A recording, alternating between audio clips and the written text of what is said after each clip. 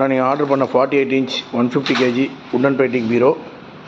Main door SS handle, SS plate, original Godrej key, original. ஓகேங்களா? Main door bullet lock. இந்த side பார்த்தீங்களா separate lock. 4 வளைய stand கேட்டிருந்தீங்க, 4 tray.